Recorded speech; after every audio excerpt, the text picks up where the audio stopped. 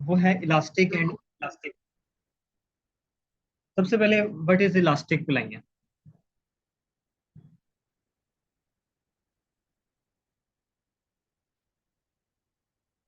Elastic बुलाएंगे बेटा एक ऐसा कुलैंगियन जिसमें सिस्टम की काइनेटिक एनर्जी लॉस नहीं होती। No kinetic energy is lost. इसका मतलब ये होता है कि काइनेटिक एनर्जी इज कंजर्व्ड।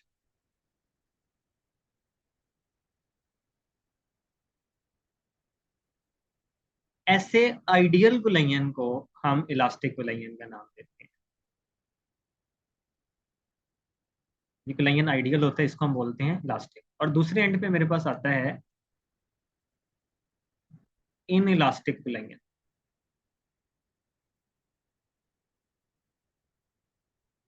बेटा एक ऐसा कुलैंगियन होता है जिसमें some part of kinetic energy of the system is lost।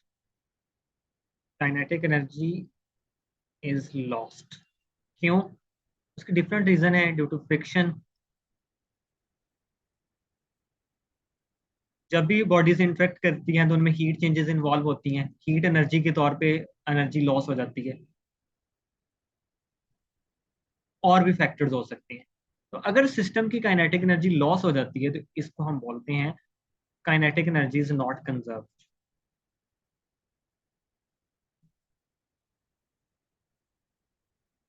एक ऐसा कुलैंगियन जिसमें काइनेटिक एनर्जी कंजर्व नहीं होती उसको हम बोलते हैं इलास्टिक कुलैंगियन। ये रियल लाइफ कुलैंगियन है।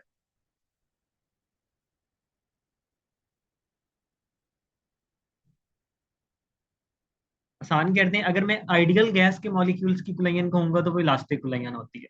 और रियल गैस मॉलिक्यूल्स की कुलैंगियन कहूँ तो वो इन इलास्टिक कुलैंगियन है। फिर हमारी डेली लाइफ में जो भी कुलैंगियन होते हैं बेटा वो इन इलास्टिक कुलैंगियन होते हैं, क्योंकि उनके अंदर some part of kinetic energy क्या हो जाता है, लॉस हो जाता है। अच्छा, एक एमसीक्यू याद रखना है आपने। बेटा ये दो बॉल्स हैं, M1 और ये दूसरा है M2। बेटा ये आपस में कोलाइड करते हैं और इनका कुलैंगियन है परफेक्टली इन इलास्टिक। मैं स्टेटमेंट लिख नहीं रहा, सिर्फ बोल रहा हूँ। दो बॉल्स फिगर में आपको बना के देगा वो एमसीक्यू के अंदर, और वो पूछेगा कि ये जब कोलाइड करते हैं तो इनका कुलैंगियन परफेक्टली इन इलास्टिक है। बताएं कितनी एनर्जी लॉस हुई। Kinetic energy percent, kinetic energy lost बताएं। Option number A 0%। Option B 25%। Option C 50%। और डेल्टा ऑप्शन है 100%। तो बेटा याद रखना, जब परफेक्टली इनइलास्टिक विलयन होता है ना तो यूजली इसमें होता ही है कि दो बॉडीज आपस में स्टिक कर जाती, इकट्ठी हो जाती है। और इस दौरान जो एनर्जी लॉस होता है, सॉरी काइनेटिक एनर्जी लॉस होता है, वो इक्वल्स 100% होता है। तो अगर वो पूछेगा कि इनका परसेंटेज काइनेटिक एनर्जी लॉस कितना है तो वो कितना है, 100%। कब? जब ये परफेक्टली इनइलास्टिक है। अब इसी एमसीक्यू को मैं चेंज करता हूँ। मैं ये कहता हूं कि इनका कुलिंगन परफेक्टली इलास्टिक था। बताएं अब परसेंटेज काइनेटिक एनर्जी लॉस कितना होगा। इलास्टिक कुलिंगन के केस में कोई काइनेटिक एनर्जी लॉस नहीं होती, तो 0% आंसर आएगा। इसी एमसीक्यू को मैं एक और वे में पूछता हूँ। मैं कहता हूँ इन दो बॉल्स और वापस में कोलाइड करते हैं, उनका कुलिंगन परफेक्टली इन इलास्टिक है। बताएं परसेंटेज लॉस ऑफ एनर्जी। अब देखें, जब उसने सिर्फ वर्ड यूज किया ना एनर्जी का, तो फिर आपने एक चीज याद रखनी है बेटा, कोई भी कुलैयन हो दुनिया का, वो हमेशा दो लॉज को फॉलो करेगा। नंबर वन, लॉ ऑफ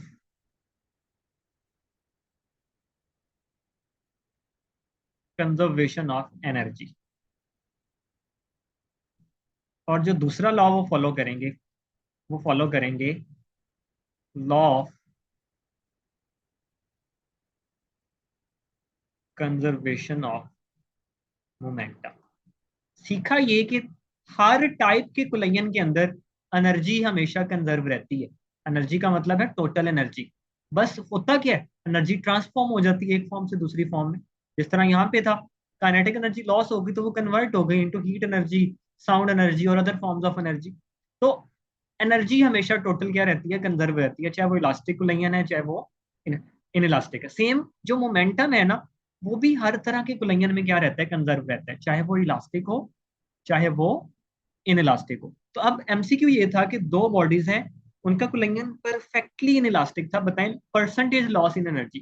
तो बेटा एनर्जी तो कभी लॉस होती नहीं है, तो अगर वो सिर्फ परसेंटेज लॉस इन एनर्जी कहता तो आंसर क्या होता, 0% होता। सेम इलास्टिक कुलयन भी होता तो फिर परसेंटेज लॉस इन एनर्जी अगर वो पूछ लेता, तो दुनिया का कोई भी कुलयन हो, जब भी दो बॉडीज कोलाइड करती हैं तो वहां पे किसी किस्म का एनर्जी लॉस नहीं होता। लेकिन वो स्पेसिफाई कर दे, बताएं काइनेटिक एनर्जी लॉस, तो फिर आप देखोगे ये कुलयन इलास्टिक है या इन इलास्टिक है। अब ये जो परफेक्टली इन इलास्टिक को लेके काइनेटिक एनर्जी का एमसीक्यू आया था ना बेटा, ये ई कैट का एमसीक्यू है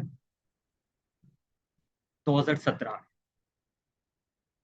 बाकी मैंने आपको 4 से 5 केसेस और भी बता दिए, वो भी आपने माइंड में रखने। यहां तक कोई कंफ्यूजन है तो मुझे बताएं।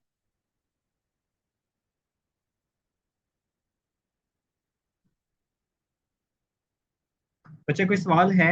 इलास्टिक और इन इलास्टिक को लेके दो डेफिनेशंस की हैं। इलास्टिक कुलयन में काइनेटिक एनर्जी लॉस नहीं होती और इन इलास्टिक में काइनेटिक एनर्जी लॉस हो जाती है। दोनों तरह की कुलयंस में एनर्जी और मोमेंटम दोनों हमेशा क्या रहते हैं, कंजर्व रहते हैं।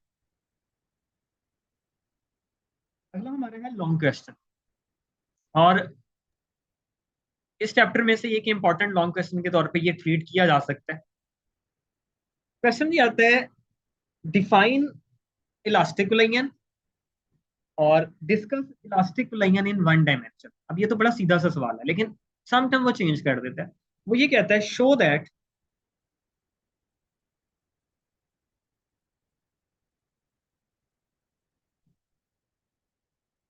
Magnitude of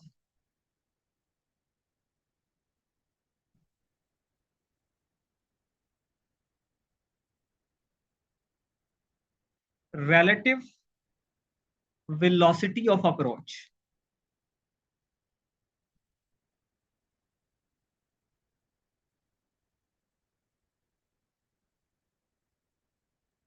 is equal to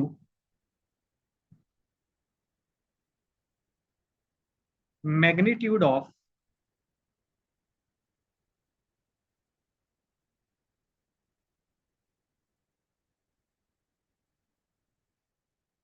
relative velocity of separation।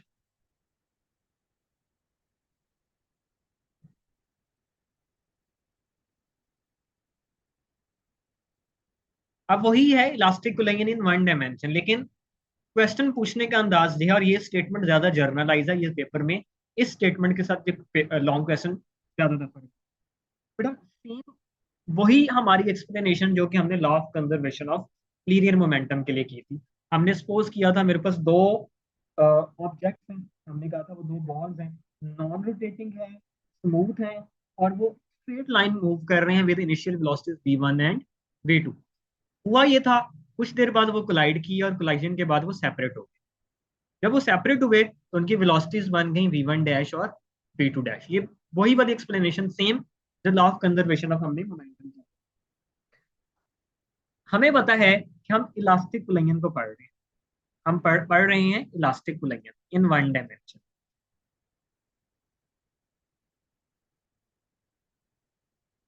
In 1D। और 1D कहा तभी मैंने आपको कहा नॉन रोटेटिंग स्मूथ बॉल्स हैं, स्ट्रेट लाइन में मूव कर रहे हैं, मतलब उनकी डायरेक्शन चेंज नहीं कर रहा। 1D होने की वजह से, अगर 2D होता तो मैं कहता कि वो दो डायरेक्शन में मूव कर सकते हैं, 3 डायमेंशनल में होता तो वो किसी भी डायरेक्शन में जा सकते हैं। तो ये 1D के लिए वो स्ट्रेट लाइन का वर्ड मैंने लिखा है। चलिए, इलास्टिक कुलयन में हमने कहा दो तरह की चीजें हैं जो कंजर्व रहती हैं।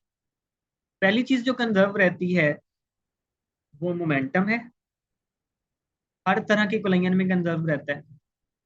और दूसरी चीज है काइनेटिक एनर्जी। इस चीज का मतलब मैंने ये दो कंजर्वेशन लॉज लगा के इस टॉपिक को क्या करना है, सॉल्व करना है। तो सबसे पहले मैं लगाऊंगा law of conservation of linear momentum. तो हम लिखेंगे according to law of conservation of linear moment. Statement अगर मैं रिवाइज कर दूं, एक आइसोलेटेड सिस्टम के अंदर जब बॉडीज कोलाइड करती हैं तो इनिशियल और फाइनल मोमेंटम हमेशा क्या रहते हैं, सेम रहते हैं। तो momentum before collision must be equal to momentum after collision. हम लिखते हैं मोमेंटम बिफोर कोलिजन है m1v1 प्लस m2v2। बेटा ये एग्जैक्टली इक्वल होगा momentum after collision, m1v1 dash plus m2v2 dash. अब आपने यहाँ पे करना क्या है, आपने जो m1 है उनको सेपरेट कर देना और m2 वाली टर्म्स को सेपरेट कर देना। मतलब इधर ये m2v2 है तो इसको उठा के इधर ले जाए, और इधर ये m1 वाली टर्म है तो इसको उठा के इक्वल इक्वेशन किस तरफ ले आए।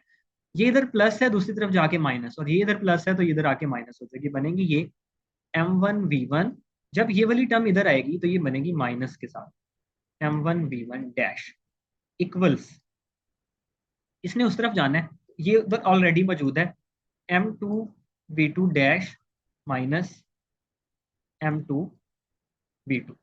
अब जरा इनमें से कॉमन लें, इन दोनों में से m1 कॉमन है, m1 को कॉमन लिया तो रह गया v1 minus v1 dash equals, इस तरफ क्या रह गया, m2 कॉमन लें तो v2 dash minus v2। This is equation number 1। ये आपने law of conservation of momentum लगाया। अब सेकंड यही काम आपने करना है काइनेटिक एनर्जी कंजर्व के लिए, क्योंकि इलास्टिक लाइन में काइनेटिक एनर्जी कंजर्व है। हम क्या लिखेंगे, according to law of conservation of kinetic energy.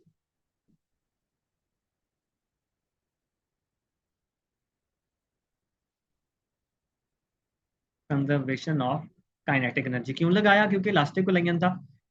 Kinetic energy of system before collision. अब ये यहाँ पे लिखना जरूरी है क्योंकि हम पहले सीखा नहीं हुआ हमने। Must be equal to kinetic energy of system after collision.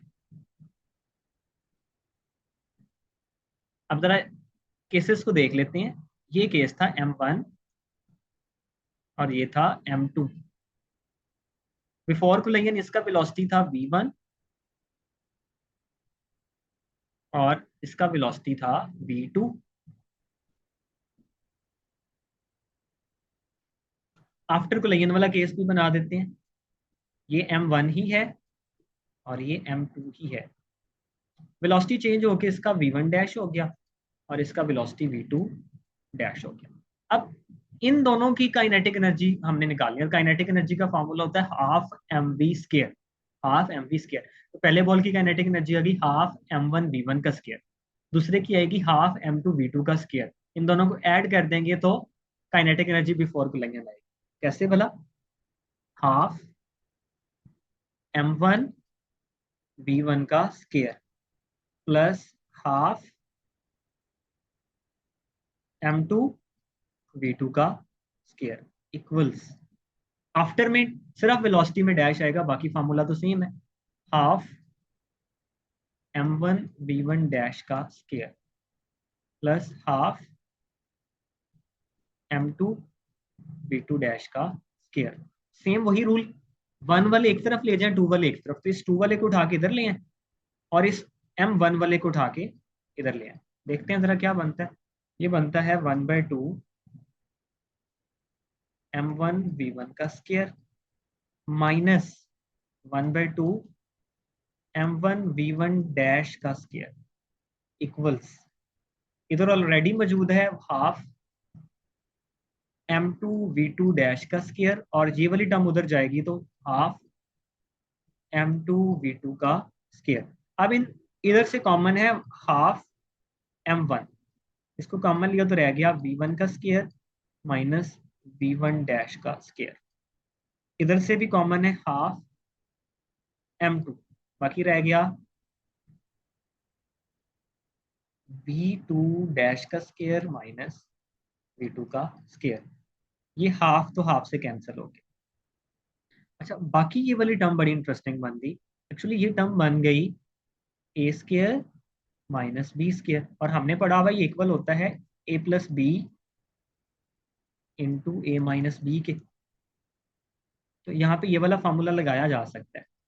क्या लिखेंगे, m1 तो वैसे का वैसे आ गया, इधर आएगा a plus b into a minus b. Same इधर भी यही फार्मूला, a है v2 dash a plus b into a minus b. This is equation number 2। ये हमारे पास दो इक्वेशन आ गई। अब आपने करना क्या है, इस इक्वेशन 2 को डिवाइड कर देना है बाय इक्वेशन 1। हम लिखेंगे divide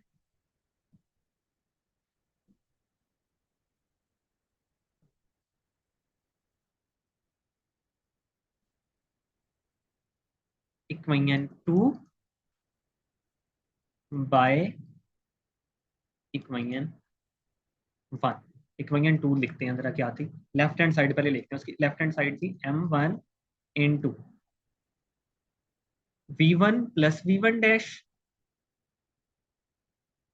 v1 plus v1 dash into v1 minus v1 dash. बेटा इसकी लेफ्ट हैंड साइड को इक्वेशन नंबर 1 की लेफ्ट हैंड साइड से डिवाइड करें। इक्वेशन नंबर 1 की लेफ्ट हैंड साइड ये थी m1 v1 minus v1 dash, m1 into v1 minus v1 dash. अब 2 की राइट हैंड साइड लिखनी है, वो थी m2 into v2 dash plus v2 into v2 dash minus v2। और इसको इक्वेशन 1 की राइट साइड से डिवाइड करें, m2 into v2 dash minus v2। अब ये m2 m2 से गया, v2 डैश वाले टर्म से गया, m1 m1 से गया और v1 डैश, और ये तो बाकी रह गया v1 plus v1 dash equals v2 dash plus v2। अब डैश वाली टर्म्स अलग कर लें और बाकी अलग कर दें। इधर से ये v2 इधर आ जाएगा और ये डैश वाली टर्म इधर आ जाएगी। बनेगा क्या, ये बनेगा v1 minus v2 equals v2 dash minus v1 dash. या फिर इसको लिखने का दूसरा तरीका क्या हो सकता है, इस साइड से माइनस को अगर हम कॉमन लें तो ये बनेगा v1 माइनस v2 इक्वल्स, जब माइनस कॉमन लेंगे तो ये बन जाएगा v1 dash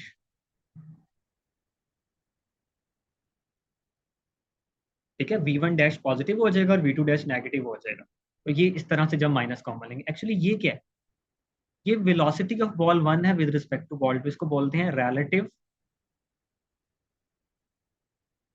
velocity of approach equals negative of relative velocity of separation। इस चीज का मतलब ये जो वेलोसिटीज हैं वो इक्वल हैं बट ऑपोजिट इन डायरेक्शन। और अगर हम मैग्नीट्यूड्स की बात करें तो मैग्नीट्यूड में तो ये नेगेटिव साइन नहीं देखा जाता, तो हम ये भी तो कह सकते हैं the magnitude of relative velocity of approach is equal to magnitude of relative velocity of separation.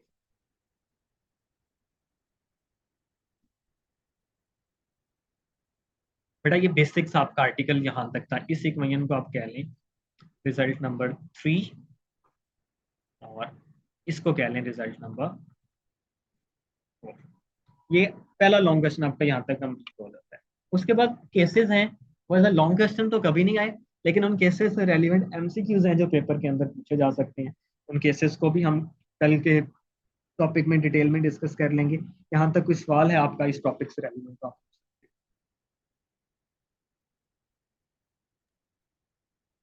Sir ये कैट का एमसीक्यूज रिपीट कर दें। बेटा एमसीक्यू ये था, दो मैसेज गिवन थे, इसी तरह डायग्राम बनी हुई थी M1 और M2, और उनकी वेलोसिटीज भी गिवन थी, और उसने ये लिखा था कि ये दोनों का जो लिंगन है ना वो परफेक्टली इनइलास्टिक है। ये वर्ड हमारे लिए पंच लाइन था, इंपॉर्टेंट वर्ड था, परफेक्टली इनइलास्टिक। और उसने पूछ लिया what is percentage kinetic energy loss. नीचे चार ऑप्शन थे। जब कुलयन परफेक्टली इनइलास्टिक होता है ना तो फिर सारी की सारी एनर्जी लॉस हो जाती है, काइनेटिक एनर्जी। तो इसका आंसर था 100%।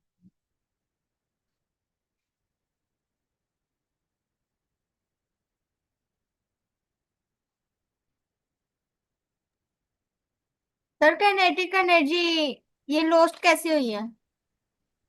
बेटा इनइलास्टिक केस में होता यह है कि वहां पे उसको कुछ फ्रिक्शन मिल रही होती है, रेजिस्टिव फोर्सेस होती हैं, तो एनर्जी मेनली साउंड एनर्जी में या हीट एनर्जी में कन्वर्ट हो जाती है। उस कन्वर्जन की वजह से काइनेटिक एनर्जी क्या हो जाता है, लॉस हो जाता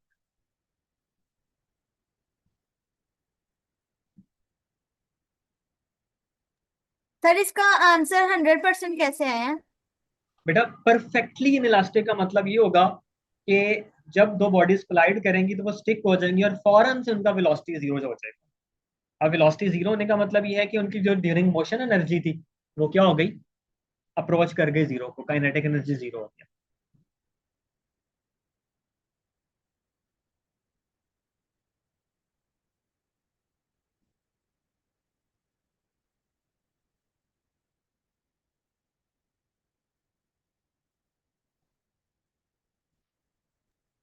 सर इसका आंसर 50% भी नहीं हो सकता था? नहीं बेटा, वो तो फिर दरमियान की कोई कंडीशन होती ना, फिर तो हम जज ही नहीं कर सकते। यानी कि हम 100% इसलिए लगाएंगे कि वो मतलब कि कंप्लीटली एनर्जी लॉस्ट हो गई है। परफेक्टली इनइलास्टिक है, ये वर्ड देखना है, परफेक्टली। ठीक है, परफेक्ट इनइलास्टिक लाइन में सारी की सारी काइनेटिक एनर्जी लॉस हो जाती यस सर। है।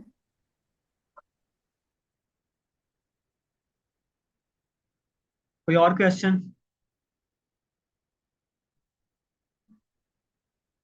अच्छा बेटा, आप लोगों का जो टेस्ट हुआ था वो आपने पीडीएफ में कन्वर्ट करके मुझे दोबारा शेयर करना है। ठीक है, मैंने आप लोगों को पहले भी कहा था कि वो मेरे सेलफोन चेंज करने की वजह से वो डाटा लॉस हुआ है कुछ, तो अगर मुझे आप दोबारा वो भेज दोगे, आपके टेस्ट सुबह असेस करके मैं आपको भेज दूंगा।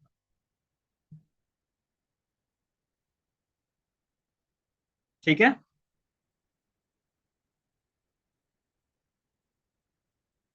क्लास को वाइंड अप करते हैं। सर जी बच्चे बोलो। सर जी सर जी। इनइलास्टिक कोलिजन में मोमेंटम कंजर्व रहेगा या नहीं? बेटा मोमेंटम, दुनिया का कोई भी कोलिजन ले लो, मोमेंटम और टोटल एनर्जी हमेशा कंजर्व रहेगी। ठीक है, चाहे वो कोई भी दुनिया का जी कोलिजन है, सर। आइदर इलास्टिक है इनइलास्टिक है, वो मोमेंटम कंजर्व रहता है। मतलब मैं आपको एक क्वेश्चन दे देता हूँ, law of conservation of momentum कहाँ पे वैलिड है, इलास्टिक कोलिजन के लिए या इनइलास्टिक के लिए? तो बेटा वो दोनों तरह के कोलिजन्स के लिए वैलिड है, वो इलास्टिक के लिए भी वैलिड है हाँ और जी सर। इनइलास्टिक के लिए भी वैलिड है। आगे जाके हमने डेरिवेशंस करनी है, elastic collision in two dimension, inelastic collision भी। तो इन इलास्टिक कोलिजन की जब हम बात करेंगे तो हम वहां पे काइनेटिक एनर्जी कंजर्व का फॉर्मूला लगाएंगे ही नहीं, हम सिर्फ मोमेंटम को कंजर्व करके उसकी जो इक्वेशन होगी वो निकाल रहे होंगे। और जहाँ पे इलास्टिक कोलिजन्स की हम बात करेंगे वहां पे हम काइनेटिक एनर्जी और मोमेंटम दोनों को लगा के कोई ना कोई फॉर्मूला बनाएंगे।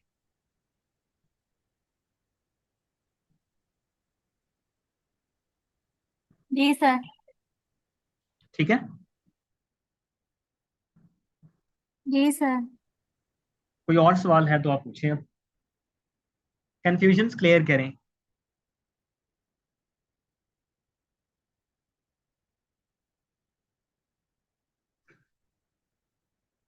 आपने लिखा है सर, ये आपने लिखा law of conservation of energy, ये क्या है, जी इसका क्या मतलब? बेटा, law of conservation of energy का मतलब ये होता है कि टोटल एनर्जी हमेशा कांस्टेंट रहती है। जस्ट होता क्या है, एनर्जी को ना तो आप क्रिएट करते हो ना डिस्ट्रॉय करते हो, सिर्फ ट्रांसफॉर्म करते हो एक फॉर्म से दूसरी फॉर्म में। तो जो एनर्जी होगी ना, काइनेटिक एनर्जी लॉस हो गई, तो वो कहीं ना कहीं तो जा रही है। से ये एक लड़की है और इसके हाथ में ना एक टी का कप है, इसने होल्ड किया हुआ और नीचे फ्लोर है। इस कप को वो ड्रॉप करती है। मैं आपसे पूछता हूँ बेटा, मुझे एनर्जी चेंजेस बताओ। क्या बताओ? Energy changes. मैं कहता हूँ अभी उसके पास 10 जूल एनर्जी है। आप कहोगे सर जब वो ड्रॉप करेगी ना, अभी उसके पास जो एनर्जी है वो पोटेंशियल एनर्जी है, ऐसे ही है। अब जब ड्रॉप करेगी तो वो पोटेंशियल एनर्जी कन्वर्ट हो जाएगी काइनेटिक में, क्योंकि अब वो काइनेटिक मूव करना शुरू कर दिया। जैसे ही फ्लोर से टकराएगा तो सबसे पहले प्रोड्यूस होगा साउंड। अब वो काइनेटिक जो पोटेंशियल एनर्जी थी वो पहले कन्वर्ट हुई किसके अंदर? काइनेटिक में। Kinetic energy. फिर काइनेटिक इसमें कन्वर्ट हो गई साउंड एनर्जी में। उसके बाद यहाँ पे उसको फ्रिक्शन मिली। जब भी दो बॉडीज इंटरेक्ट करती हैं तो उनके दरमियान कुछ ना कुछ फ्रिक्शन होती है, वहां पे हीट प्रोड्यूस होता है, हीट एनर्जी। अगर कप टूट गया तो टूट के बाद उसके पीसेस बन जाएंगे ना, पीसेस भी मूव करते हैं, तो इन पीसेस की भी अब अलग अलग क्या बन जाएगी?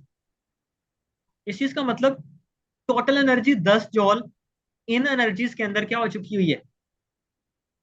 कन्वर्ट कन्वर्ट हो हो चुकी गई। हुई है। क्या टोटल एनर्जी खत्म हो गई? नहीं, बल्कि एनर्जी खत्म नहीं हुई। एनर्जी ने अपनी शक्ल को क्या किया है?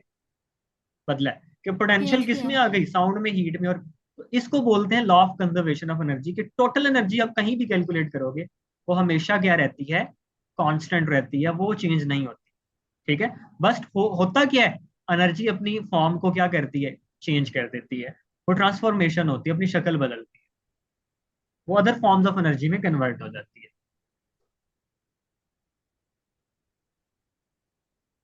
क्लियर हो गया? अब ये वाला जी सर। पॉइंट वाइंड अप करते यस हैं सर। क्लास। यस। ओके। इंशाल्लाह कल नेक्स्ट आर्टिकल के साथ कंटिन्यू करेंगे। ख्याल रखिए। अल्लाह।